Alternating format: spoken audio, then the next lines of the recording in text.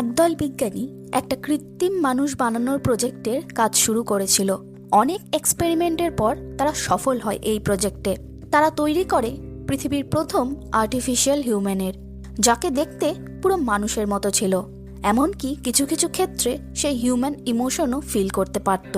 কিন্তু একদিন ঘটে এক চরম দুর্ঘটনা, আর তারপর থেকেই এই আর্টিফিশিয়াল হিউম্যান হয়ে ওঠে সবার কাছে বিভীষিকার মতো। কি এমন ঘটেছিল সেদিন, সেটাই জানবো আজকের মুভিতে।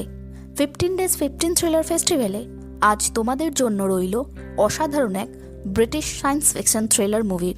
তাহলে চলো সোজা মুভিতে যাওয়া যাক।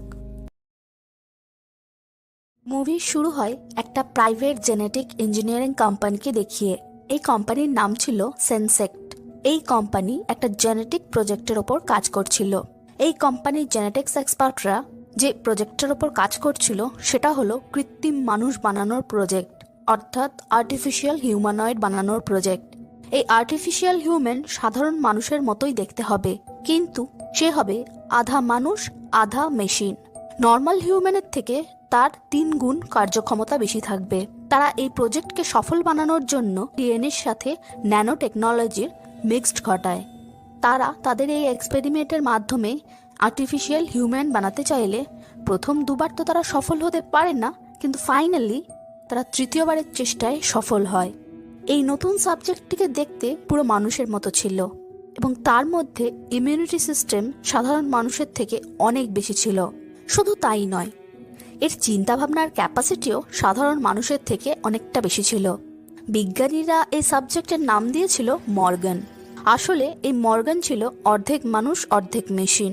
তাই তার মধ্যে একটা জীবিত মানুষের বাকি সব বিষয় উপস্থিত থাকলেও একটা জীবিত মানুষের যেটা মূল বিষয় অর্থাৎ সোল, সেইটাই অনুপস্থিত ছিল। সময় যত পার হতে থাকে মর্গান তত বড় হতে থাকে। সে আর 5টা বাচ্চার মতোই হাসি খুশি ছিল। যে বিজ্ঞানীদের টিম তাকে তৈরি করেছিল তারা নিজেদের সন্তানের মতো মর্গানকে বড় করতে লাগলো।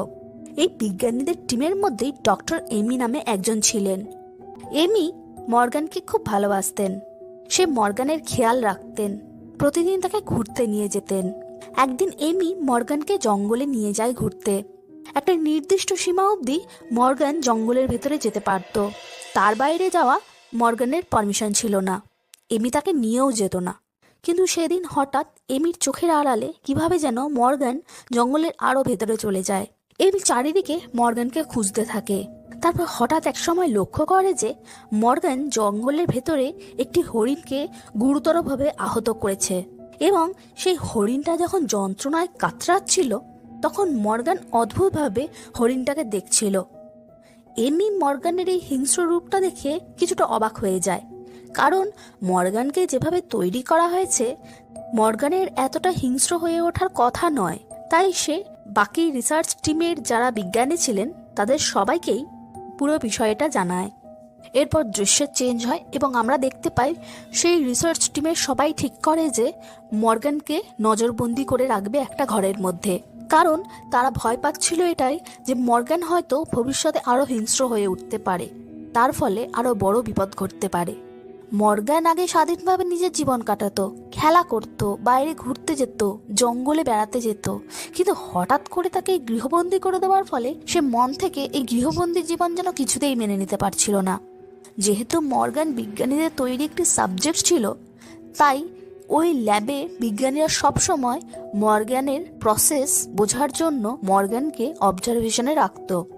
আর এই এক্সামিনের পার্ট হিসাবেই মর্গানকে দেখতে আসে একজন থেরাপিস্ট। সেই থেরাপিস্ট মর্গানকে নানা বিষয়ে প্রশ্ন করতে থাকে তার বর্তমান মানসিক স্থিতি বোঝার জন্য। মর্গান প্রথম দিকে চুপ থাকলেও শেষের দিকে নিজের মেজাজ ধরে রাখতে পারে না এবং সেই থেরাপিস্টকে হিংস্রভাবে আক্রমণ করে। এই আক্রমণের ফলে সেই ডক্টর ভীষণভাবে আহত হন। মর্গানের এই আক্রমণের ঘটনা মর্গানের সৃষ্টি করা কোম্পানি অর্থাৎ সেনসেক্টের ওপর মহলে কোনোভাবে পৌঁছে যায়। তারা ভাবতে থাকে হয়তো মর্গানকে তৈরি করতে কোনো রকম ভুল হয়ে গিয়েছে। সেনসেক্টের হেড কর্মকর্তারা মর্গান প্রজেক্টটাকে বন্ধ করার নির্দেশ দেন এবং মর্গানকে শেষ করার কথাও বলেন।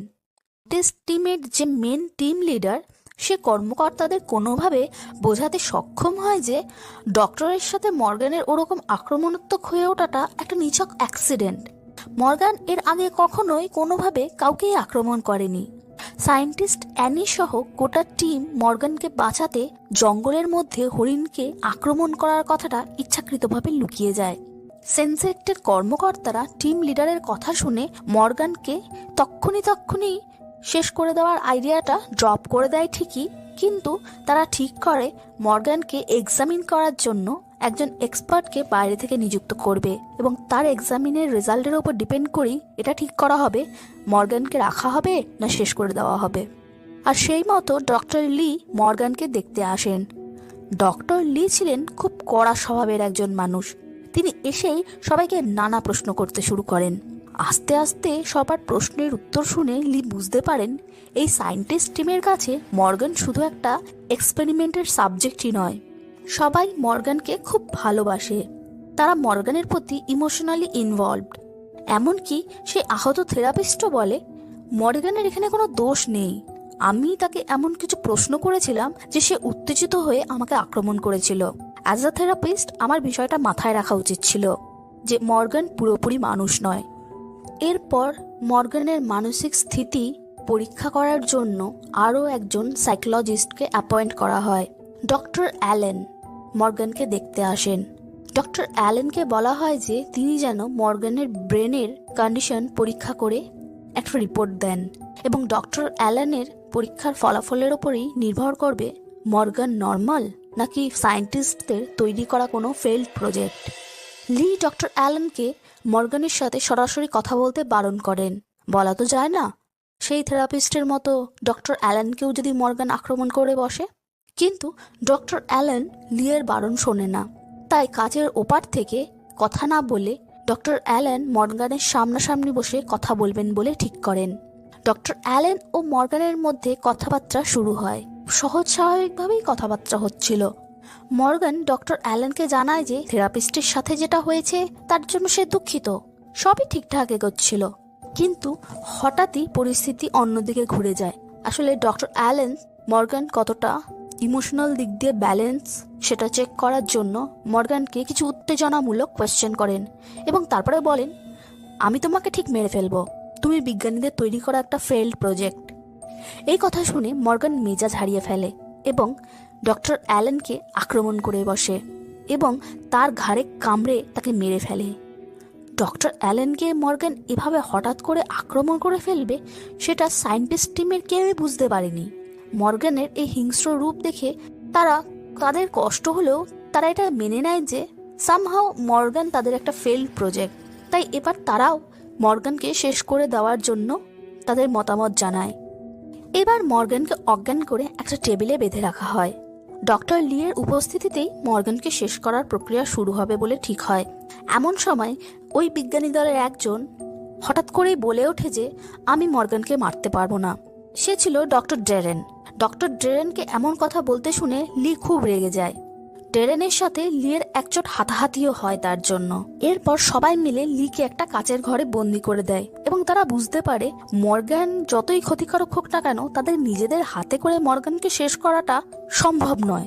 তাই তারা মর্গানকে নিয়ে সেখান থেকে অন্য কোথাও চলে যাওয়ার সিদ্ধান্ত নেয়। এরই মাঝে মর্গানের জ্ঞান ফিরে আসে এবং সে তারই শুভাকাঙ্ক্ষী সায়েন্টিস্ট টিমের সব সদস্যদের একে একে জখম করতে থাকে। আসলে ডক্টর অ্যালেন মর্গানের নেগেটিভ ইমোশনগুলোকে ট্রিগার করে দিয়েছিল। তাই মর্গান এখন আর ঠিক ভুলের বিচার করতে পারছিল না। সে কাউকে আর বিশ্বাসও করে উঠতে পারছিল না। তাই সে একে একে সেই সায়েন্টিস্ট টিমেরই সবাইকে মেরে ফেলে যারা একটা টাইমে তাকে জীবন দিয়েছিল। শুধু সে ডক্টর এমিকে মারতে পারে না। সে ডক্টর এমিকে বাদ দিয়ে বাকিদের সবাইকে মারতে শুরু করে। ডক্টর এমিকে সে নিয়ে যায় সেখান থেকে এবং সেই জঙ্গলে গিয়ে হাজির হয়। ওদিকে ডক্টর লিও মর্গানকে খুঁজতে খুঁজতে সেই জঙ্গলে আসে। লি ও মর্গানের মধ্যে খুব মারামারি হয়। মর্গান লিকে খুব জখম করে, কিন্তু লি অবশেষে মর্গানকে জলে ফেলে ডুবিয়ে মেরে ফেলে। কিন্তু লি এখানেই কিন্তু থেমে থাকে না। লিয়ের দায়িত্ব ছিল প্রজেক্ট মর্গানকে শেষ করা, কিন্তু প্রজেক্ট মর্গানকে তো সে শেষ করেই, তার সাথে সাথে সে ডক্টর এমিকেও মেরে ফেলে। অবাক হওয়ার মতোই ঘটনাটা, কেননা ডক্টর এমিকে কেন মারলো। এবার আসে আসল সত্যিটা সামনে। আসলে সেনসেক্ট কোম্পানি আর্টিফিশিয়াল হিউম্যান প্রজেক্টের ওপর অনেকদিন ধরেই কাজ করছিল, এবং মর্গান কিন্তু তাদের প্রথম প্রজেক্ট ছিল না। তাদের প্রথম এবং সফল প্রজেক্ট ছিল ডক্টর লি। হ্যাঁ, ডক্টর লি মানুষ নয়, সেও মানুষের মতোই দেখতে একটা আর্টিফিশিয়াল হিউম্যানয়েড। আসলে সেনসেক্টের কর্মকর্তারা প্রজেক্ট লি ও প্রজেক্ট মর্গান বলে দুটো প্রজেক্ট চালিয়েছিল, দুটো আলাদা আলাদা সায়েন্টিস্টের টিমকে দিয়ে। তারা ঠিক করেছিল যে একটা প্রজেক্টের মধ্যে ইমোশন পুট করা হবে আর অন্য প্রজেক্টটাকে ইমোশনলেস রাখা হবে। যেই প্রজেক্টটা সাকসেসফুল হবে সেই প্রজেক্টটা নিয়েই তাদের কোম্পানি ফার্দার এগোবে। কোম্পানি ঠিক করে যে প্রজেক্ট লিকেই তারা এবার এগিয়ে নিয়ে যাবে।